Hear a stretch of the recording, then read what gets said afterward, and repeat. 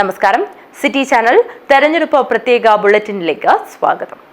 ഭരണമാറ്റത്തിനുള്ള തെരഞ്ഞെടുപ്പാണിതെന്ന് Rajmohan Unnithan M P. മുഖ്യമന്ത്രിക്ക് ആത്മവിശ്വാസം നഷ്ടപ്പെട്ടിരിക്കുകയാണ്. മൂന്നാമതൊരു ഊഴം കിട്ടില്ലെന്ന് അദ്ദേഹത്തിന് ബോധ്യമായിരിക്കുകയാണെന്നും വോട്ട് രേഖപ്പെടുത്തിയ ശേഷം രാജ്മോഹൻ ഉണ്ണിത്താൻ മാധ്യമങ്ങളോട് പറഞ്ഞു. 100-ലധികം സീറ്റുകൾ നേടി കംഫർട്ടബിൾ മെജോറിറ്റിയുടെ UDF അധികാരത്തിലെത്തുമെന്നും രാജ്മോഹൻ ഉണ്ണിത്താൻ എം പി പ്രതികരിച്ചു. തീർച്ചയായിട്ടും ഞാനും എൻ്റെ ഭാര്യയും വോട്ട് ചെയ്തു.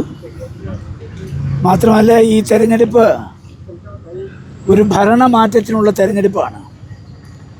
ഞാനിന്ന് മുഖ്യമന്ത്രി വോട്ട് ചെയ്തിട്ട് അദ്ദേഹം പുറത്തു വന്ന് അദ്ദേഹം ഒരു തെരഞ്ഞെടുപ്പ് യോഗത്തിൽ പ്രസംഗിക്കുന്നവരാണ് മണിക്കൂറുകളെടുത്ത് അദ്ദേഹം കാര്യങ്ങൾ വിശദീകരിച്ചത്. അതിൽ നിന്ന് ഒരു കാര്യം വ്യക്തമാണ്. കേരളത്തിലെ മുഖ്യമന്ത്രിക്ക് പോലും ഒരാത്മവിശ്വാസം നഷ്ടപ്പെട്ടു. മൂന്നാമതൊഴും കിട്ടത്തില്ലെന്ന് അദ്ദേഹത്തിന് ബോധ്യമായതിൻ്റെ അടിസ്ഥാനത്തിലാണ് ഇന്ന് പോളിംഗ് നടക്കുന്ന ദിവസം പോലും അദ്ദേഹം വോട്ടർമാരെ സ്വാധീനിക്കാൻ ശ്രമിച്ചുകൊണ്ട് അദ്ദേഹത്തിൻ്റെ തെരഞ്ഞെടുപ്പ് യോഗങ്ങൾ നടത്തിയ ഒരു തനി ആവർത്തനം ഇന്നും നടത്തിയത്. ഞാൻ വളരെ വ്യക്തമായി സൂചിപ്പിക്കാൻ ആഗ്രഹിക്കുന്നു, ഒരു കംഫർട്ടബിൾ മെജോറിറ്റിയോടുകൂടി, അതായത് 100-ന് പുറത്ത്, ഒരുപക്ഷെ 1977 സംഭവിച്ച പോലെ 111 സീറ്റുകൾ നേടി UDF അധികാരത്തിൽ വരാനുള്ള ഒരു രാഷ്ട്രീയ കാലാവസ്ഥയാണ് നിലനിൽക്കുന്നത്. ഒരു മലവെള്ളപ്പാച്ചിൽ ഒഴുകി വരുമ്പോൾ ഒരു ഈട്ടിത്തടി നിന്നാൽ ആ ഈട്ടിത്തടി കടപുഴകി പോകുമെന്നുള്ള കാര്യം എല്ലാവർക്കും അറിയാം.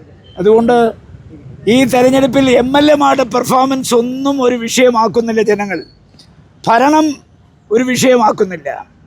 കഴിഞ്ഞ 10 കൊല്ലക്കാലമായി കേരളം ഭരിച്ചുകൊണ്ടിരിക്കുന്ന പിണറായി വിജയൻ്റെ ഗവൺമെൻറ്റിൽ നിന്നൊരു മോചനം ജനങ്ങൾ ആഗ്രഹിക്കുന്നു. ആ മോചനത്തിന് UDF-ന് അനുകൂലമായി വോട്ട് ചെയ്യുക എന്ന ഒരൊറ്റ മാർഗമേ ഉള്ളൂ. അതുകൊണ്ട് ആ മാർഗം അവർ അവലംബിച്ച് ഈ തെരഞ്ഞെടുപ്പിൽ UDF-ന് അനുകൂലമായ ഒരു തരംഗം തന്നെ കേരളത്തിലുണ്ടാകും. മാത്രമല്ല, നമുക്കറിയാം, കഴിഞ്ഞ തദ്ദേശ സ്വയംഭരണ സ്ഥാപനങ്ങളിലെ തെരഞ്ഞെടുപ്പിൽ നിന്ന് ഒരു പാഠവും ഇടതുപക്ഷ ജനാധിപത്യ മുന്നണി ഉൾക്കൊണ്ടിട്ടില്ല. ഇത്തവണ നമുക്കറിയാം, ഒരു ന്യൂനപക്ഷ കൺസോളിഡേഷൻ ഉണ്ടാകാൻ ഒരുപാട് കാരണങ്ങളുണ്ട്. മുഖ്യമന്ത്രിയുടെ മലപ്പുറം പ്രസംഗം അടക്കം. ഇപ്പോൾ ഏറ്റവും അവസാനം BJP-ക്കാർ കൊണ്ടുവന്ന ഫോറിൻ റെഗുലേഷൻ ആക്ട് ഉണ്ടല്ലോ, അപ്പോൾ അതും വളരെ ഗുരുതരമായ ഭവിഷ്യത്താണ് ന്യൂനപക്ഷങ്ങളുടെ ഇടയിൽ ഉണ്ടാക്കിയിരിക്കുന്നത്. അപ്പോൾ ഫോറിൻ കോൺട്രിബ്യൂഷൻ റെഗുലേഷൻ ആക്ട് ഒരു വശത്ത്, അതുപോലെ തന്നെ വർഗീയ ശക്തികളെ മുഴുവൻ സ്വാധീനിക്കാൻ അവർ ശ്രമിച്ചു. ശ്രമിച്ചിട്ട് അത് UDF-ൻ്റെ തലയിൽ കൊണ്ടുവരാൻ ശ്രമിച്ചു. തൈലാദി വസ്തുക്കൾ അശുദ്ധമായാൽ പൗലോസ് തൊട്ടാൽ അത് ശുദ്ധമാകും എന്ന് ഒരു ചൊല്ലുണ്ട്. ഇവിടെ പൗലോസ് പിണറായി വിജയനാണ്. അദ്ദേഹത്തിന് വെൽഫെയർ പാർട്ടിയെ തൊട്ടാൽ ശുദ്ധമാണ്. അദ്ദേഹം ജമാഅത്തിലെ പുണർന്നാൽ അത് ശുദ്ധമാണ്. അദ്ദേഹം PDP-യുമായി ചങ്ങാത്തം ഉണ്ടാക്കിയാൽ അതെല്ലാം വർഗീയ വിരുദ്ധതയാണ്. പക്ഷെ ആരെങ്കിലും ഒരാൾ കേരളത്തിൽ UDF-ന് അനുകൂലമായി ചിന്തിക്കുകയോ പ്രവർത്തിക്കുകയോ ചെയ്താൽ അത് വർഗീയതയായി ആളിക്കത്തിക്കാൻ മുഖ്യമന്ത്രി ശ്രമിക്കുകയാണ്.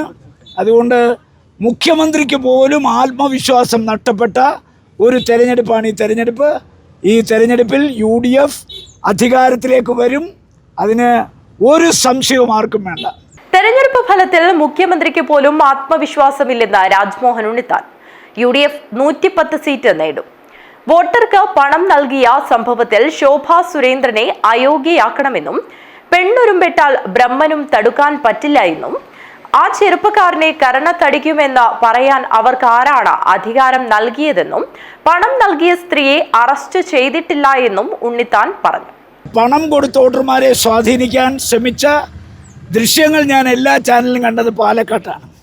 പാലക്കാട്ട് ഒരു സ്ഥാനാർത്ഥി, ആ സ്ഥാനാർത്ഥിയുടെ കാറിൽ പണം കൊണ്ടുവന്ന് കാറിൽ സഞ്ചരിച്ചൊരു സ്ത്രീയെ കൊണ്ട് പണം കൊടുത്ത് വോട്ട് പിടിക്കാൻ ശ്രമിച്ചു. കയ്യോടെ പിടിച്ചതിന് ശേഷം അവർ നടത്തിയ പ്രസ്താവനകൾ ഓരോന്നും ജനാധിപത്യത്തിന് അപമാനമാണ്. അത് പിന്നെ നമ്മൾ പറയത്തില്ലേ, അരി തിന്നതും പോരാ കടിച്ചതും പോരാ, പിന്നെയും നായിക്കാണ് മുറിവുറുപ്പെന്ന് പറഞ്ഞ കണക്ക് അവർ പിന്നെ എന്തെല്ലാമോ പുലമ്പുന്ന കണ്ടു. പെണ്ണൊരുമ്പെട്ടാൽ ബ്രഹ്മനും തടുക്കാൻ പറ്റുന്ന ഒരു ചൊല്ലുണ്ട്. അവർ ജനാധിപത്യ സമൂഹത്തിനൊരു അപമാനമാണ്. BJPക്ക് അവരൊരു മുതൽക്കൂട്ടാണ്. കാര്യം BJPയുടെ ഒരു തൊഴിലിൻ്റെ ഭാഗമാണല്ലോ ഈ പണം കൊടുക്കുക. പണാധിപത്യത്തിലൂടെ ജനാധിപത്യം അട്ടിമറിക്കാൻ ശ്രമിക്കുന്നു. ആ സ്ത്രീ എന്തൊക്കെയാണ് പറഞ്ഞത് അവരുടെ മകൻ്റെ പ്രായമുള്ള കുട്ടികളെക്കുറിച്ച്? ആ കുട്ടികൾക്ക് ഇത്തവണ ഈ സോഷ്യൽ മീഡിയയിൽ അവാർഡ് കൊടുക്കുന്ന ആ കുട്ടികൾക്ക് കൊടുക്കണം. എത്ര മനോഹരമായിട്ടാണ് കാറിൽ നിന്ന് ഇറങ്ങുന്നത്, പണം കൊടുക്കുന്നത്, തിരിച്ചു പോകുന്നത്. ഇവരാരാ കുട്ടികളുടെ കരണക്കുറ്റി അടിച്ചു പൊട്ടിക്കാൻ? ഇവരാരാണ്? ഇവർക്ക് ആരാണ് അധികാരം കൊടുത്ത് ആ കുട്ടികളുടെ കരണക്കുറ്റി അടിച്ചു പൊട്ടിക്കുമെന്ന് പറയാൻ? അപ്പോൾ ഒരു അബദ്ധം പറ്റി കേരളത്തിൻ്റെ പൊതുജന സമൂഹത്തോട് മാപ്പ് പറയണം, അവരെ അയോഗ്യരാക്കണം.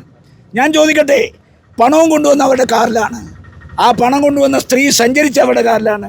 ആ കാർ എന്തുകൊണ്ട് പോലീസ് കസ്റ്റഡി എടുത്തില്ല? പോലീസ് കസ്റ്റഡി എടുക്കണ്ടേ? കേസെടുക്കണ്ടേ? കേസെടുത്ത ആ വാഹനം പോലീസ് സ്റ്റേഷൻ ഇടണ്ടേ? ബാക്കിയുള്ള കാര്യങ്ങൾ തെരഞ്ഞെടുപ്പിൻ്റെ പ്രക്രിയ അനുസരിച്ച് നടക്കട്ടെ. പക്ഷേ പോലീസ്, അതാണ് ഞാൻ പറഞ്ഞത്, BJPയും മാർക്സിസ്റ്റ് പാർട്ടിയും തമ്മിൽ ഒരു രഹസ്യ ബാന്ധവമുണ്ട്. അതിൻ്റെ ഫലമാണല്ലോ കയ്യോടെ തൊണ്ടി സഹിതം പിടിച്ചിട്ട് ആ വാഹനം കസ്റ്റഡിയിൽ എടുക്കാനോ ആ സ്ത്രീയെ അറസ്റ്റ് ചെയ്യാനോ തയ്യാറായല്ലോ.